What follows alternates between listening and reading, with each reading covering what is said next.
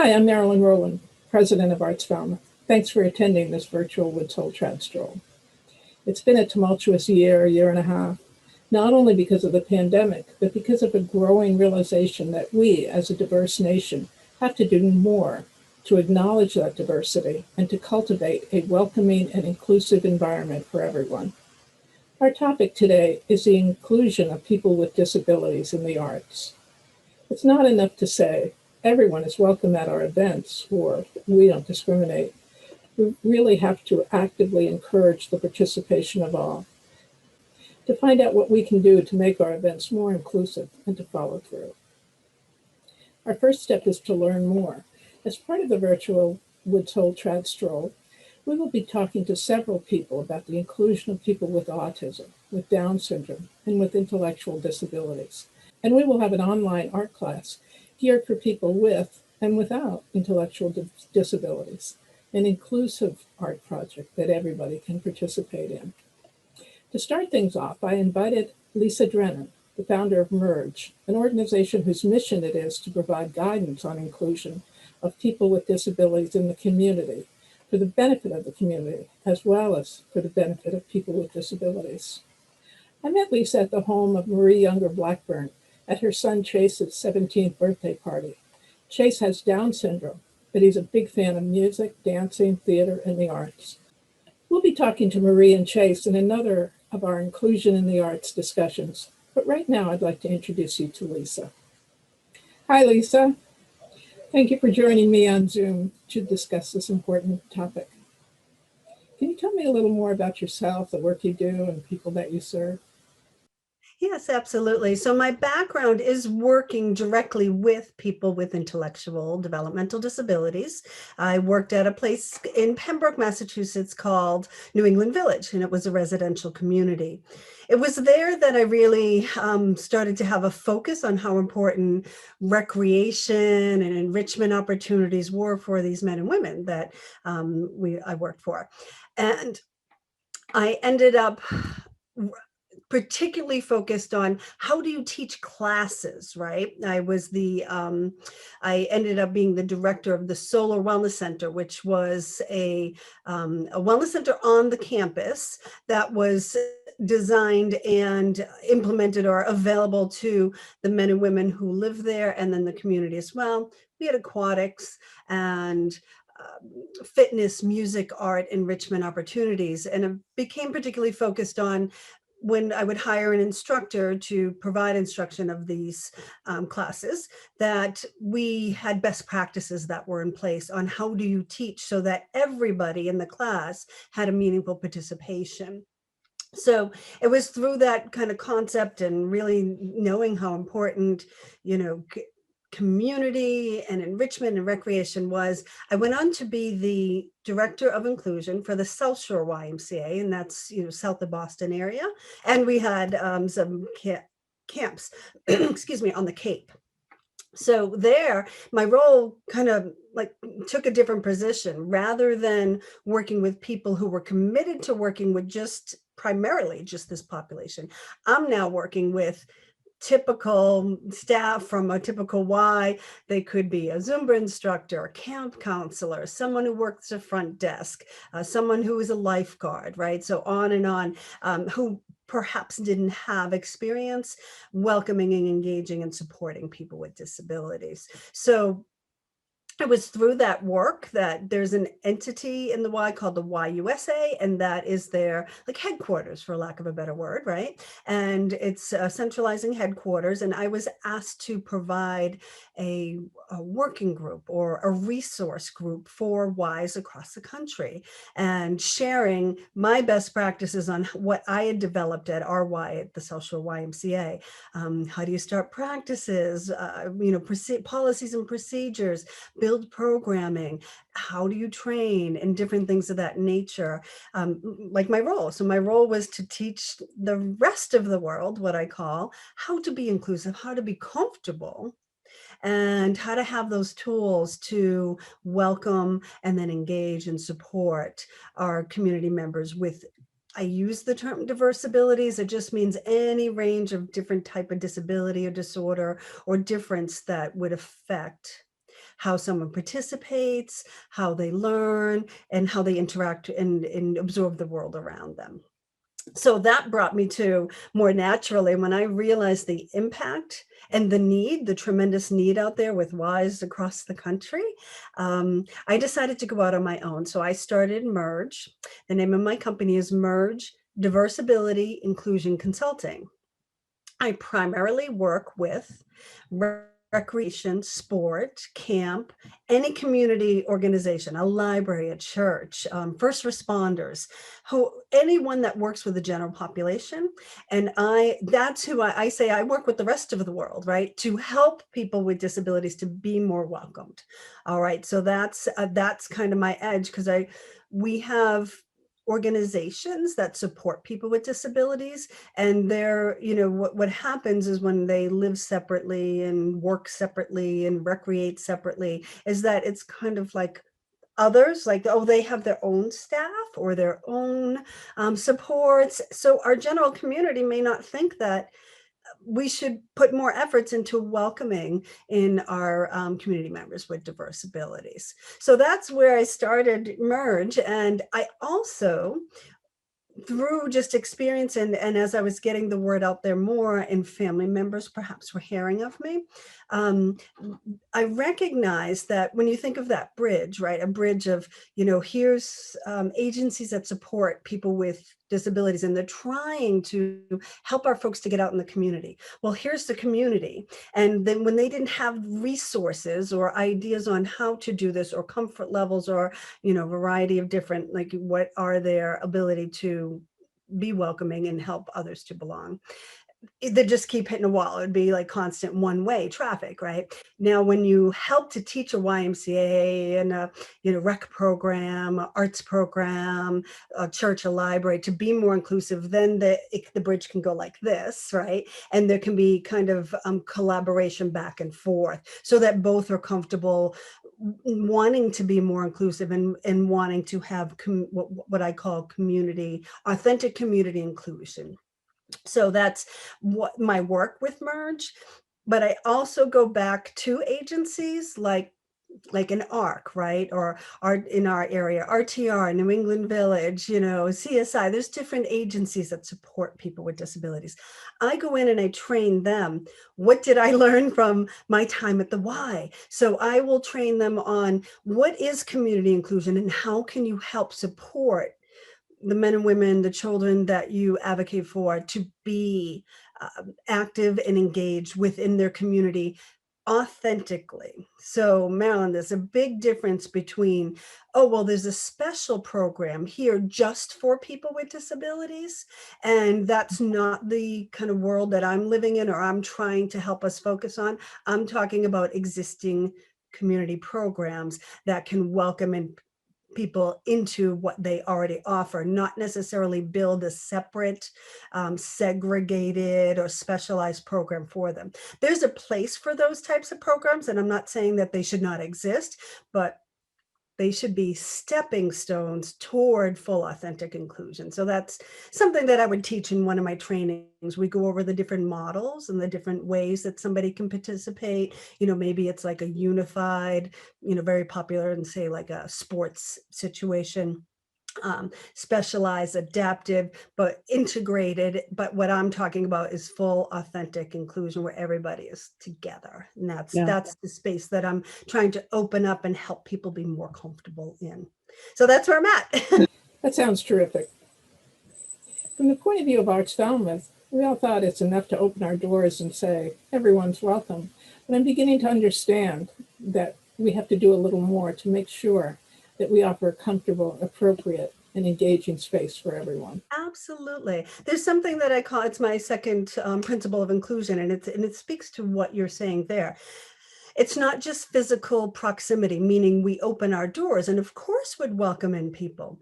It's that organizational commitment that, say, Arts Falmouth would take, and they would, learn about inclusive strategies. They would learn about the principles that they would need to engage to really be fully authentically inclusive all the way. And it doesn't, there's not a lot of places to learn this. And I think that's where what I do. I'm not aware of very many people who do the work that I do.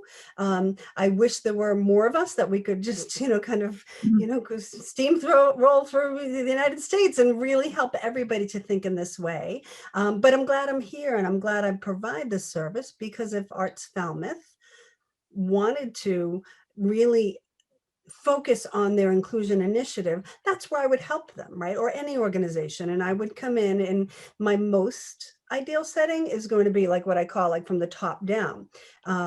So for instance, if a camp counselor was very interested in learning this and they learned from their level, that's great. But it isn't just that level that needs to understand what their roles are and what responsibilities they have. It's the mid directors, it's the CEO, it's the executive director, it's the, the leadership team. Everybody in the organization has a role in inclusion, and the roles are different, right? And everybody has a responsibility, but unless the whole team is really focused on things like, well, what are our policies though? Or how are we marketing? What is the wording we're using? Is every photo on our, website or social media people without disabilities? Or do we also include, and not only include it when it's a quote unquote special needs program, right? Do you just represent all types of everybody, right? All dimensions of diversity in what you offer? Because if I have a disability and I saw something on your website and it was just a general art class, but I noticed that someone had a physical disability or Down syndrome or appeared to, have some type of disability, I would feel more, oh, I'm welcome there. So that's those little things that an organization can work to change to, and there's small tweaks. It's not something that's so overwhelming, like we don't have the time for this. It's really not. It's just, opening your minds and then ingesting some of the principles and the strategies that are suggested. And then you just build a culture, right? It's a culture that you're building. It's not a program. It wouldn't be like someone may, at Arts Falmouth say, well, why don't we offer a special program for folks with Down syndrome, adults in the teenage years, something like that. And that may be part of your inclusion initiative, but you cannot just check it off and go, okay, boom, we're inclusive, because that's not really inclusion. That's a piece of it, but it's not the authentic inclusion. What I would want to help you to do is feel comfortable having different people with diverse abilities around your table, right? Maybe even as a staff or a volunteer. So there's full belonging, if that makes sense, right? It's definitely like taking a class, but then how else could we engage and be comfortable and effective and supportive in engaging people with all diverse abilities? So you're using this word diversibility, which I'm hearing as one word. Can you tell me a little more about the use of that term?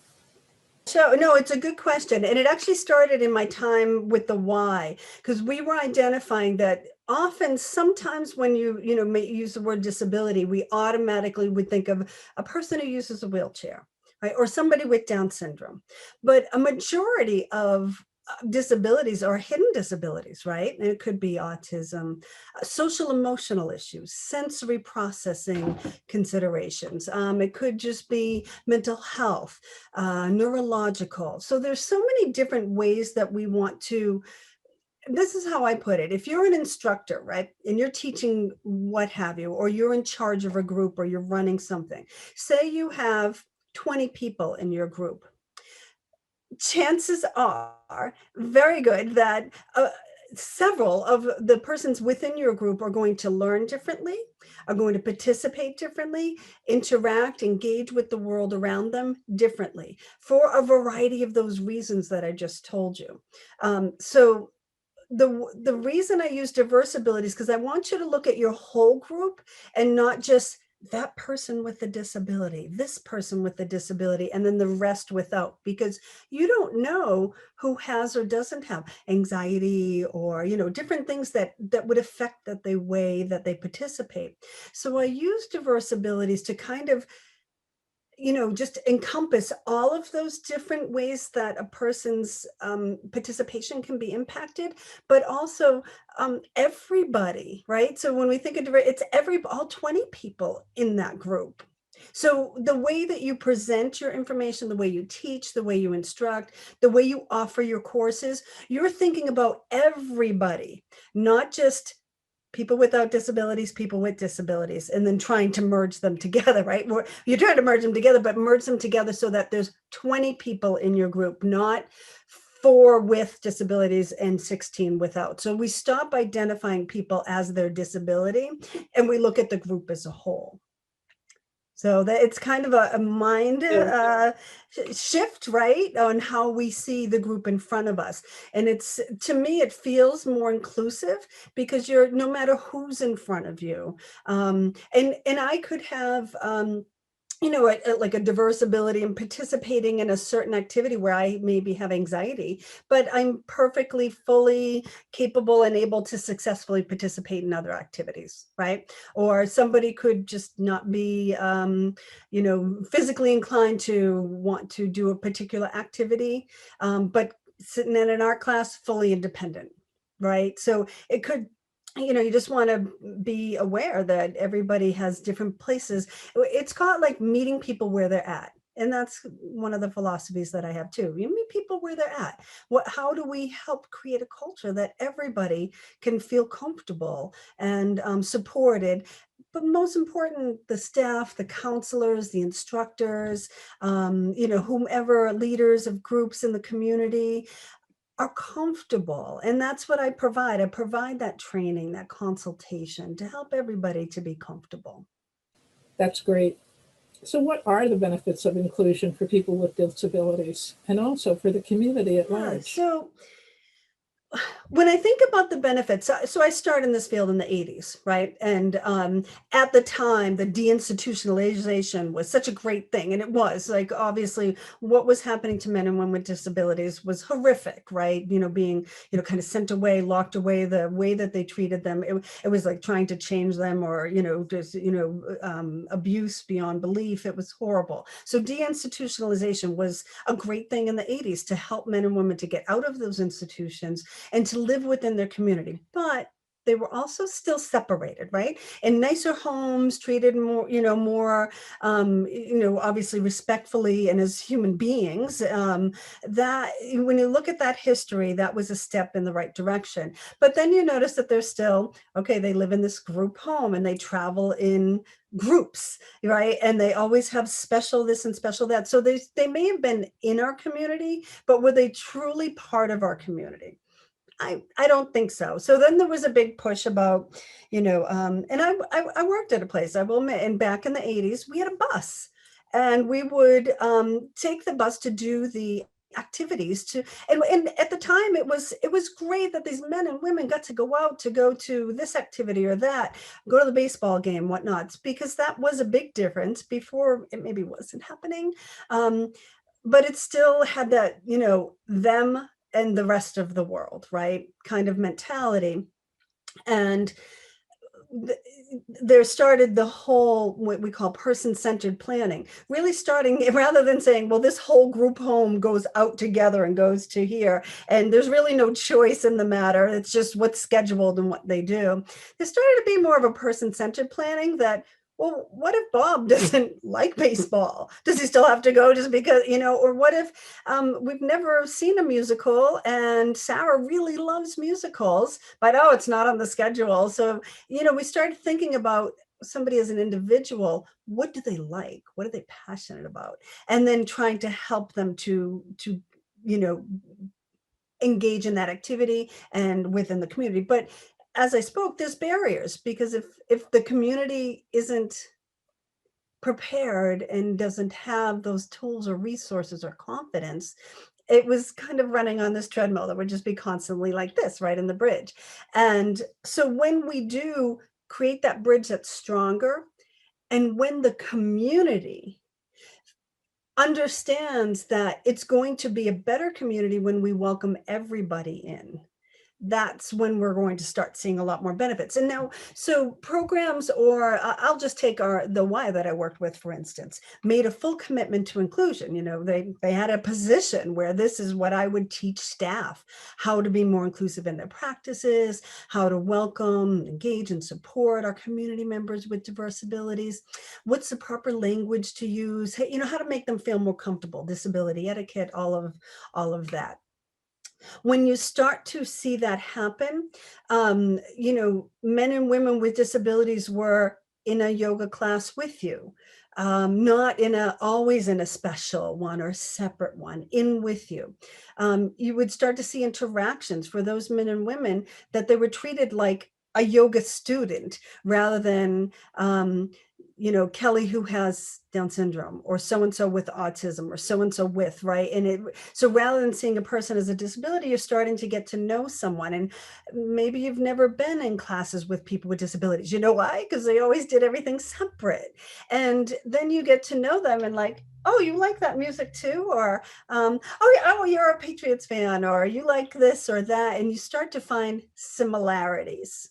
Okay, so not only does that, it breaks down the barriers and you can start to see a person for the person that they are, not just their disability, but it also helps, you know, the person with a disability or diverse ability to now they're focused on what they love.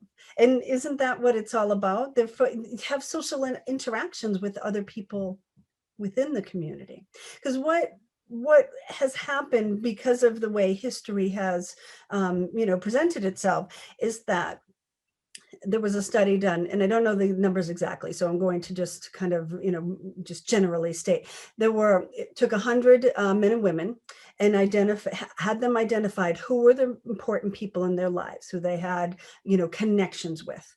Well, the far majority were other people with disabilities, and then it was paid staff members, and then family.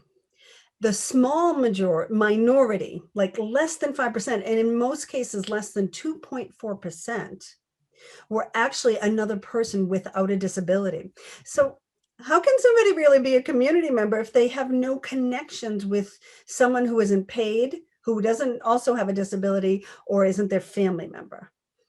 You know, so I'm looking up those numbers because that, you know, if I were to ask you, Marilyn, what do you like to do? You know, how do you spend your time? Likely it's going, maybe you're like in a book club and you have, you know, these women that you meet up with, or, oh, maybe you're, you know, you volunteer to coach a dance class. You know, whatever it is that you have community connections. And persons with disabilities often don't have that. And the bottom line is they have so much to add to our community, right? And it could be their talent, their passion, their desire. And you know, seeing them as adults, right? And not just, well, that's cute, because you get that sometimes when somebody might be out in oh, he's so cute.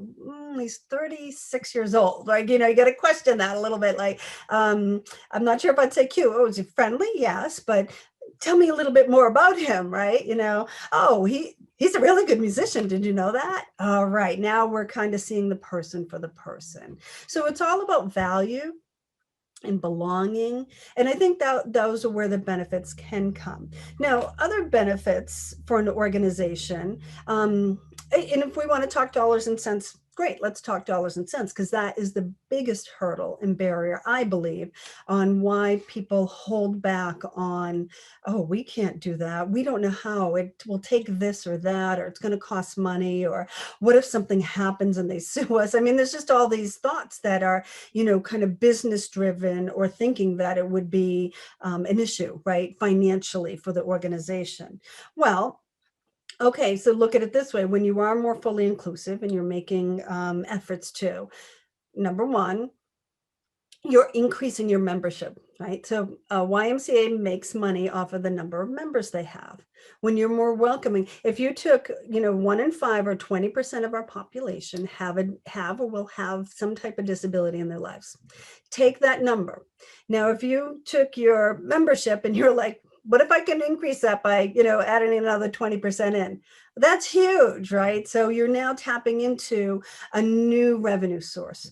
Now, maybe one of those members joins in and it's someone who happens to be a wealthy family and they are just so pleased with how their son now, volunteers at the, welcome center, and then also plays tennis and also does this and is a member of the Y. Do you think that family is more likely to write a nice check, right? Maybe you look at it that way. If we want to talk dollars and cents, and unfortunately, sometimes we have to, but you're going to attract a more diverse membership or clientele.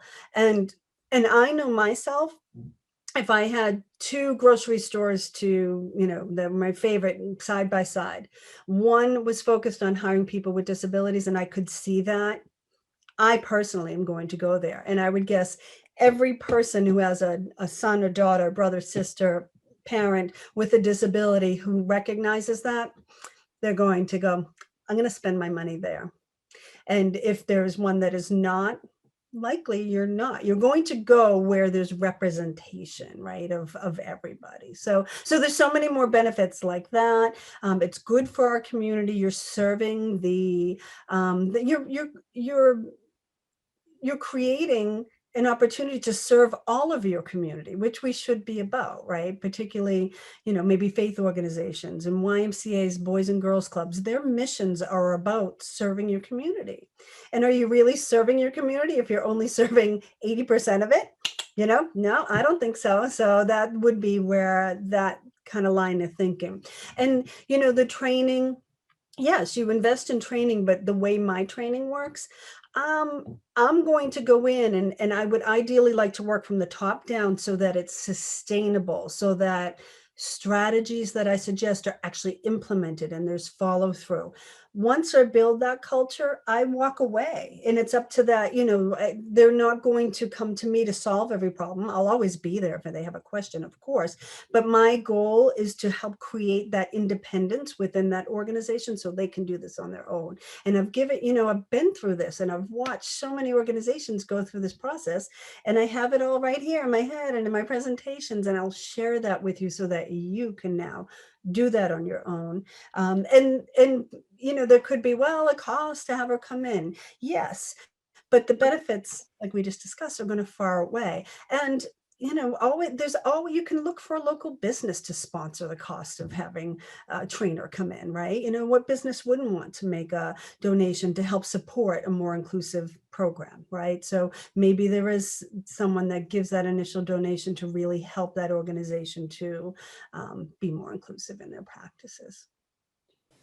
Can you speak a little more about the person-to-person benefits, the benefits I might gain from getting to know a person with disabilities? Absolutely. So I'll give you an example of and for adults, children, teens, whatnot, but, kids in camp, this is what we traditionally see. It's not just the child with a disability or diverse ability that is benefiting. Their peers are now learning perhaps different ways to communicate, different ways to listen. They're getting to meet someone that they didn't know. And if we think about, people with autism or autistic people, depending on how they, sometimes they like identity first as opposed to person first language, but they think differently, and they have wonderfully beautiful skills and attributes and characteristics that are, could really add to the culture of a camp or a workplace or a group or whatnot when they're given a chance, right? That would be the benefit. So then you could maybe perhaps think differently, more creatively, or going to be organizing things in their head a little differently. But that should be seen as a positive, not a negative, right? Because we want diverse thinkers and participants in our settings. We're going to get more out of that, right? And then for you, right? So perhaps you have that situation, or let's take a young camper, and then they end up being what we call like a CIT, camper counselor in training, and then they become a counselor. Then they go into the field of what have you. They have all these skills and knowledge on how to work with different people or participate with different people who maybe interact, perhaps behave differently or whatnot, and they learn how to do that. Then perhaps maybe they graduate and they open a business. They're going to be more apt to hire, no big deal. It's no big deal at all. We'll hire somebody with a disability. So they're not going to have those barriers in place. So the benefits are really for anyone. If you think about a staff member going through a training and now learning this as a camp counselor or art instructor or what have you, now they have a new skill set that is not just for, someone identified with autism or what. The inclusion strategies are good for all. They are good. They're strategies that, if I say, well, I would recommend using a visual schedule. You don't say, well, all right, everybody with autism, come on over here. We're going to go over the visual schedule. You do it with the whole group and you do it in a way that's, respectful of their age and it's appropriate, but it's a good tool for all. I know myself, if I go to, say, a conference or a class, right? And if they spell out what's going to happen, I feel much better. If I know, like, oh, it's 45 minutes and I get a bathroom break. Okay, great. And then we're going to do this group stuff. Okay, great. I can start organizing that in my head rather than being like, what are we going to be doing for 3 hours? And that could cause a little bit of maybe a little just anxiety with me. Like I'd rather know what's happening because that's how my brain works. So if somebody put up a schedule of what's happening, I'm like, yeah, that's good. That helps me. And, someone with, autism or ADHD, they may be schedule, they could be, maybe super focused on schedule and they need to know what's happening. Otherwise they have great anxiety, which could end up manifesting itself in like a behavior or something like that. What about the benefits of art and music to people with diverse abilities, since that's Arts Falmouth's focus? We're involved in the visual, literary, and performing arts. So I think that, and this is my general sweep at this, the same benefits, perhaps amplified, that anyone that would, if I were to participate in art, calming effects, perhaps, right? A sense of accomplishment. I do recognize, and I recognize this back in when I helped to build a wellness center and we had art classes there. You would see someone shine in a way that they never did before. There was something, and I would describe it as to just have the opportunity for creativity. And I would find a lot of the men and women that I worked with, they didn't have these boxes around what you should or shouldn't do with art, So they were actually incredibly talented because they were given that opportunity to let their creativity shine. This photo, this painting right here, this was done by one of the men who lived at New England Village. And I think it's just a fantastic piece of artwork and I love having it here. And, but he was given an opportunity to shine and to share what was so important to him, to have a voice, right? To be part of a group, to be part of a production, to perhaps even make a connection with a peer within the class so that a relationship or a friendship can start to bloom from that, right? I loved being in this class with you. It was fantastic. And we should meet for coffee. And I want to talk about, your interest in, you make jewelry, right? So then there's a connection and it goes a little bit further. Then that person is belonging. And that's what we want. We want people to belong. And we want it to be because there's a benefit they experience is a benefit that they give to the class. Maybe they're going to do an art project in a way that's like, wow, I never thought to do it that way. That's fantastic. And then someone else could be inspired by that in a positive way, right? Because of the art, right?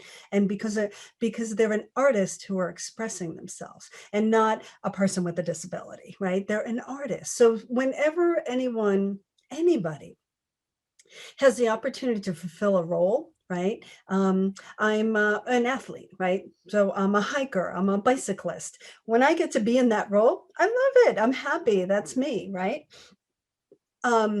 When someone gets to be a role, I'm a gardener. right? And they're seen as a gardener and not, oh, the person with Down syndrome, right? No, and so we kind of focus on their talents, their passions, what drives them, what they can share with the world. And I think that's what community belonging and inclusion is all about. So hopefully I answered the question. Yes, that's very helpful. Now, this particular year, going on far more than a year now, we've had a huge barrier to inclusion, and that's the COVID pandemic. How has that affected you and the people and organizations you serve? Um, I think that last March was probably one of the most crushing times in my career because I had spent 2 years, right? I was coming up on my 2-year anniversary with Merge, building up community and really feeling hopeful and teaching, and I had all kinds of gigs scheduled for trainings and conferences and speaking engagements, and everything felt like, yes, we're changing the world.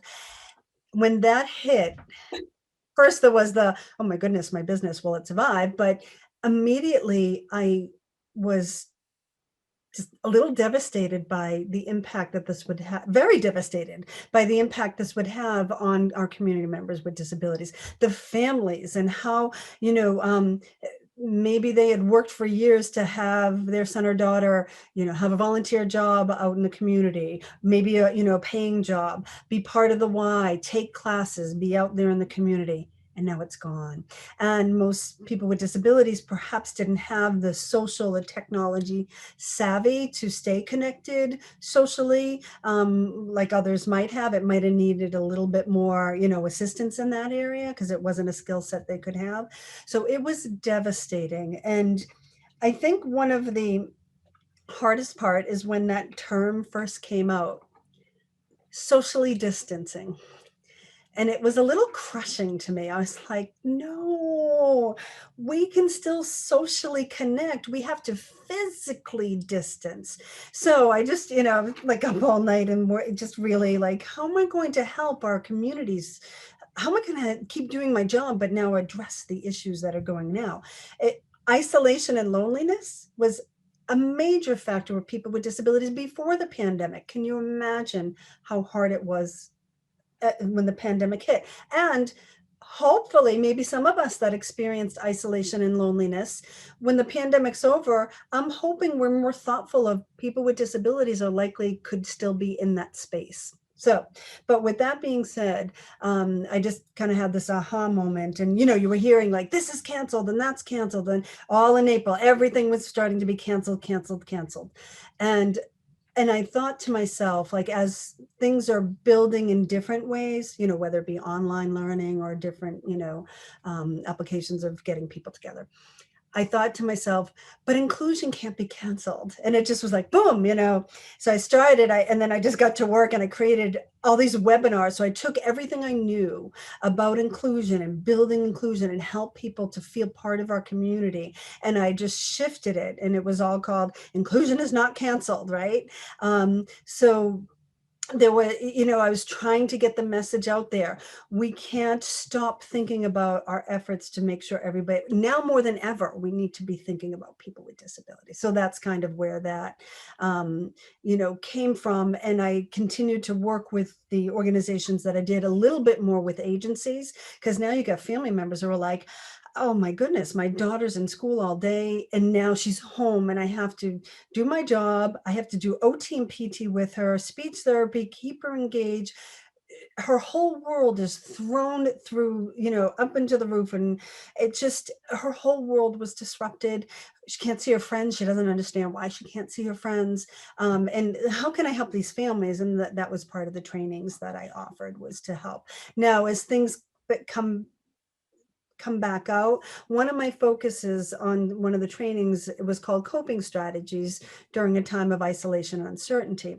And it was helping families to realize, even though you're home and are physically distanced from the community, and we, did a lot of brainstorming on how can we still be socially connected while physically distancing. And there was a lot of training around that, and hoping that when the pandemic and the restrictions lift, that we can re-engage maybe in stronger relationships, right? Actually, there could be opportunities, because now opening up this, what I'm looking at my computer right now, opportunity for engagement, right? Opening that up,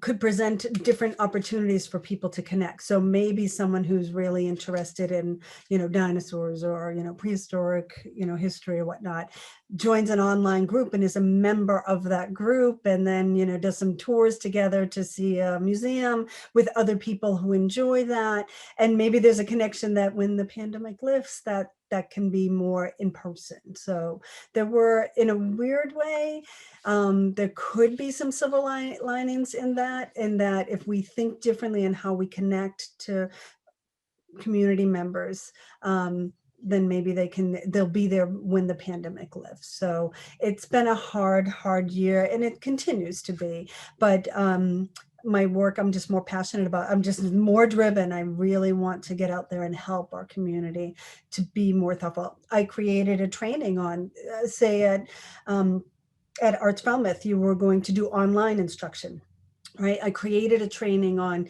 say you were to be the instructor, Marilyn, right? You would take this class and it would teach you, how do you teach remotely or online and engage all different types of learners. So I created a training on that, because maybe that part of our world's going to stay a little bit. Maybe we'll have in-person and online, but the way that you would teach a class to make sure you're engaging everybody would be a little different. So I pulled together all the strategies learned on that and created a training on that. That's wonderful. It's been really enlightening talking to you. How can people get in touch with you? Go ahead, jump on mergeconsulting.org. That's my website. And from there, you just scroll down the bottom, and scroll down and you'll see how to receive my monthly newsletter. Connect with me that way right away. From there, all my contact info is on there. So Lisa Drennan at mergeconsulting.org or www.mergeconsulting.org. So write to me. When you get on my website, you'll see connect with me on Facebook, Instagram, and LinkedIn, and I'm posting every day. So there could be, tips or things that I'm doing, or today, 12 o'clock, I have a free webinar, right? That's available for parents and direct support professionals in the field, or anybody who's interested in community inclusion. So you would see that on my Facebook page and you could jump on, it's free, right? So often there's an organization called Mass Families, and they're sponsoring that. So they're taking care of, my expertise and sharing that with the community. So that happens quite frequently. So follow me and you might be able to jump on one of my free trainings. So Lisa, how did you keep busy during the pandemic? I understand you were quite productive. So one of my pandemic projects was I wrote this toolkit. So during the pandemic, I was working with, just prior to it, I was working with the Arc of Massachusetts, and they had me construct this toolkit that is designed for recreation, faith-based community organizations, right? Like we've been talking about, and how they can, number one, become more inclusive in their practices. It goes over barriers. What are the barriers that are often experienced? And then what are some of the responses, or how we get over those hurdles? And then it taps into that whole concept I started to talk about building friendships between people with and without disability. So what can we be doing to help create a culture where a person with and without a disability can actually connect, because they're both artists or gardeners or musicians or whatnot, and have that meaningful relationship outside of the actual class or event that they're participating. Go out for coffee afterwards, go join a gardening club together, or whatever the interest is. So this is available for free. I just picked them up yesterday. I'm really excited, and you can jump on my website and then write to me and say I'd like a copy, and I'll mail it to you. And I'm grateful for the Arc of Massachusetts and DDS, the Department of Developmental Services, for sponsoring the cost of this project, so that we have this resource to give to communities. That sounds very helpful. I'm not familiar though with ARC. of Massachusetts. Can you tell us who they are? Yeah, the Ymca, Massachusetts. So it is an organization that supports family members, people with disabilities, and their families, and it offers a variety of services from